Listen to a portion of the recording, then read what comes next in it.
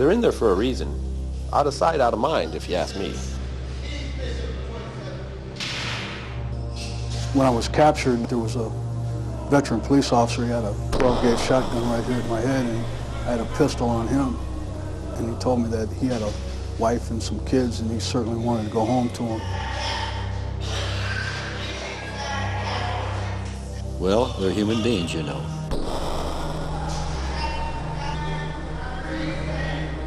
Hey, baby, you go in there and they're going to play you like a fine violin.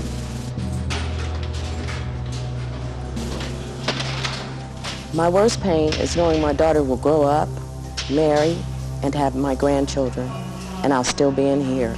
I'll miss it all. Sooner or later, they get out, and then society has to deal with them. You look at the lives these people had, you can understand how this happened to them. You know what them people did? They ought to just throw away the key, the key, the key.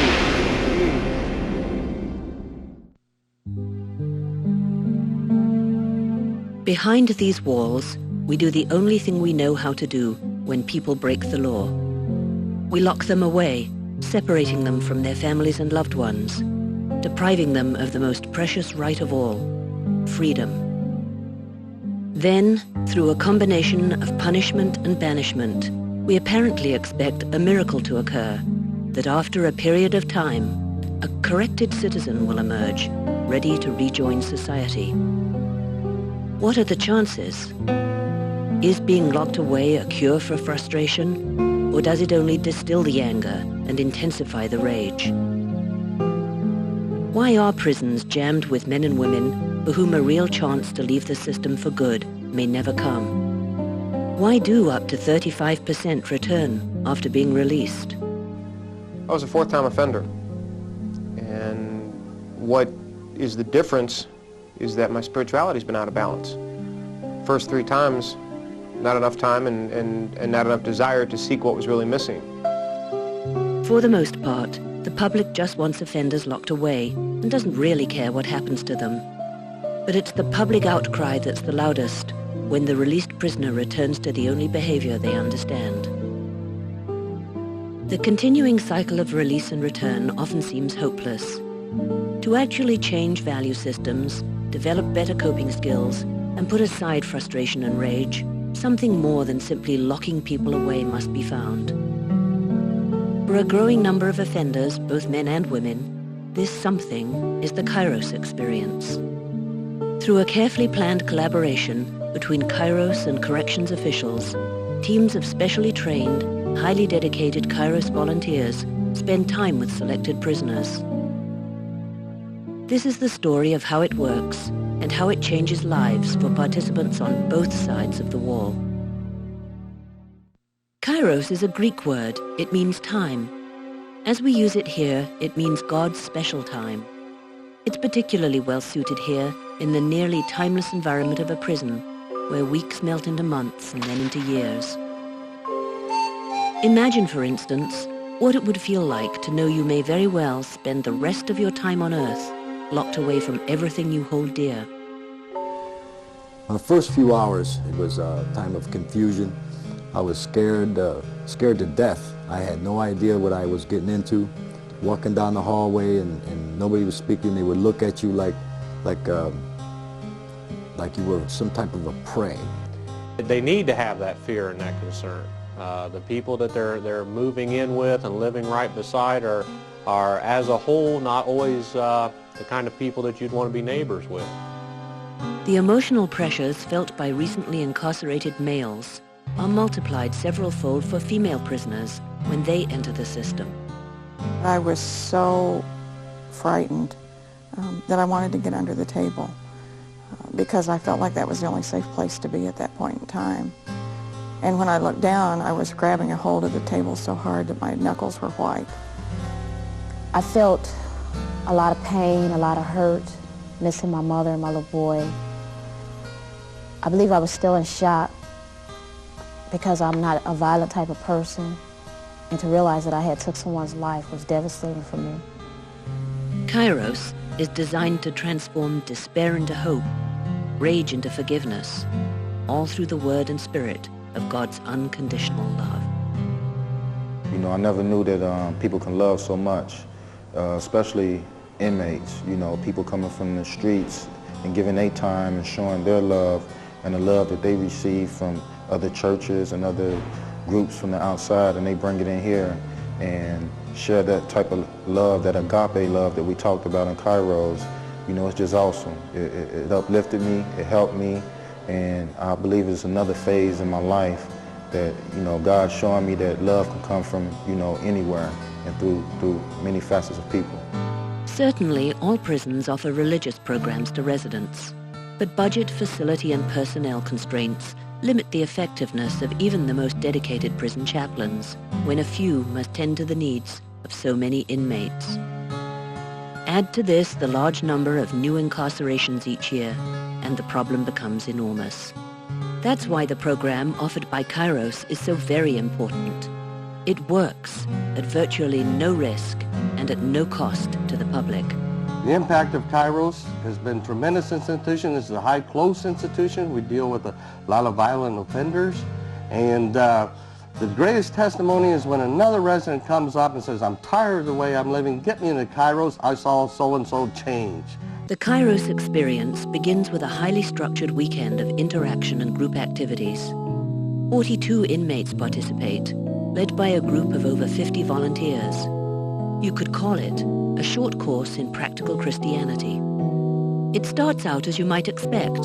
Inmates don't know for sure what's going to happen. They're wary, suspicious, awkwardly hesitant.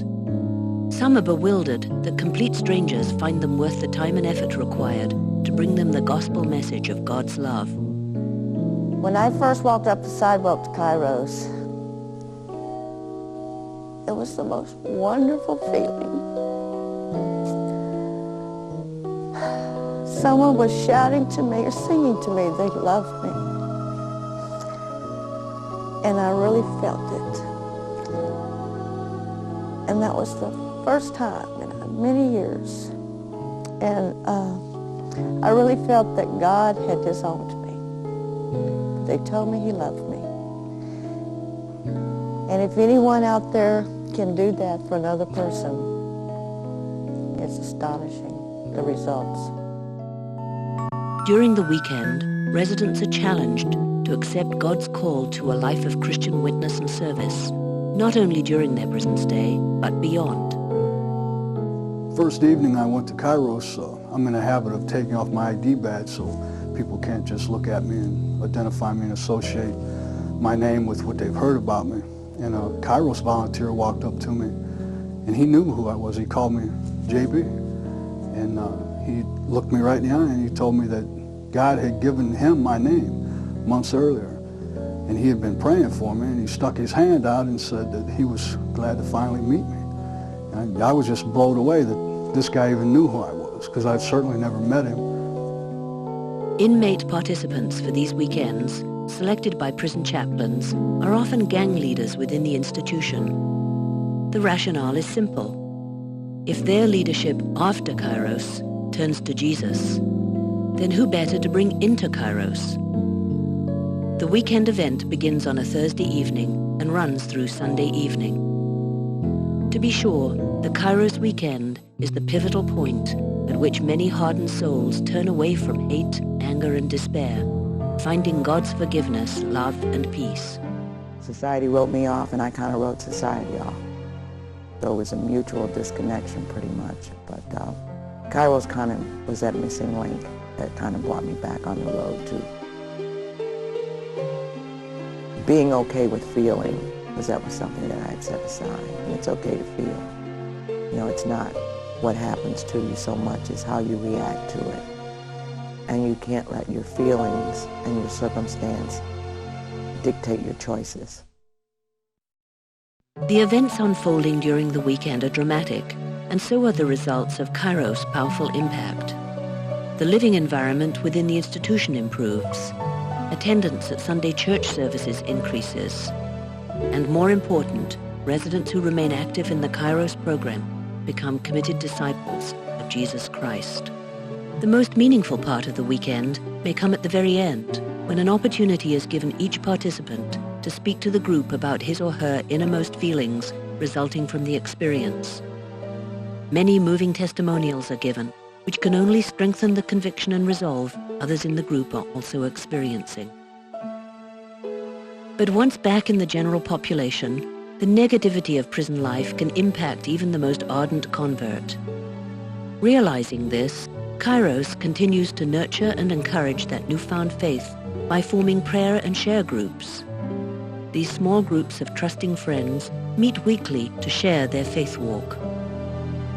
This is the primary continuing ministry of Kairos, and the way in which Kairos maintains a spiritually based community and Christian continuity within the institution.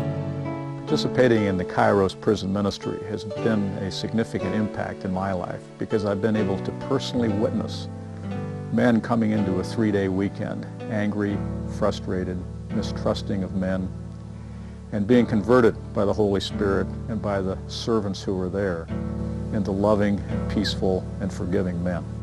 Charities and good works of all types like to talk about how their programs offer win-win outcomes. Just consider this: with each successful Kairos graduate, an incarcerated person gets a real chance at a productive Christian life before and after release. The taxpayer saves $26,000 a year for every released prisoner who doesn't return.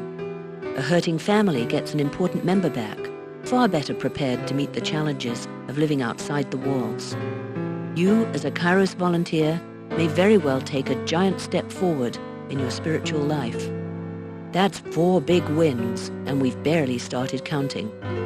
Inmates who stay with Kairos quickly show their faith in action through changed attitudes and better coping skills. I've had the opportunity to serve as warden at both a male and female institution, and I'd have to say that the impact of Kairos has been dramatic in both cases. Inmates go through life-changing experiences and then become role models and disciples out in the institution. I would personally recommend Kairos to any warden at any facility because of the positive impact I've seen it have on the environments of prisons that I've worked in. Do you have enough spare time in your life and love in your heart to join God in His special time? You can decide at this very moment to take part in Kairos, to give whatever you can, in whatever way you can. We sincerely hope that you'll give serious consideration to this very important Christian ministry. You don't know me, but I bet you think you do. If you did,